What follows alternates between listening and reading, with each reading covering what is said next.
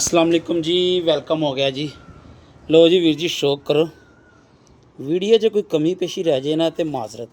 अज मेरा सब तो छोटा बेटा वीडियो बना रहा है, सही आ रहे ने हिला ना, सिर्फ तू इससे ही रख, ये ऐसे रख बस। लो जी भाजन कबूतर स्टोमो की था ये, टच कर हल्का सा आँख के ऊपर, ऐसे बस, ठीक है। हाँ अब सही आ रहा है।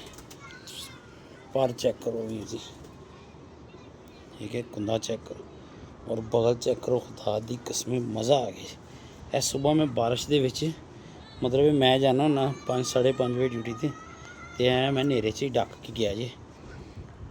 छप्पियाँ तो किसी का निकलिया, जो भी सीन होया है तो बड़ा मज़ेदार कबूतर जी, ठीक है, मज़ा आया जी।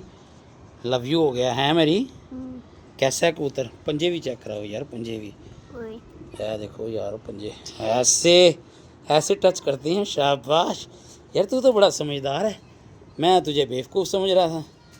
माशाल्लाह जी। लो जी ए कबूतर जी, आजो मैं तुम्हें यदी वीडियो भी विखाना बैठे खलोते दी। ते लो जी वीर जी माशाल्लाह पूरा भाई है जी। और सुबह जो मैं मतलब काम ते जान लगा तो उदों फड़िया सी। एक होर दा तुहानूं मैं शौक कराना वीर जी, ए बैठी जे, ए बैठी जे।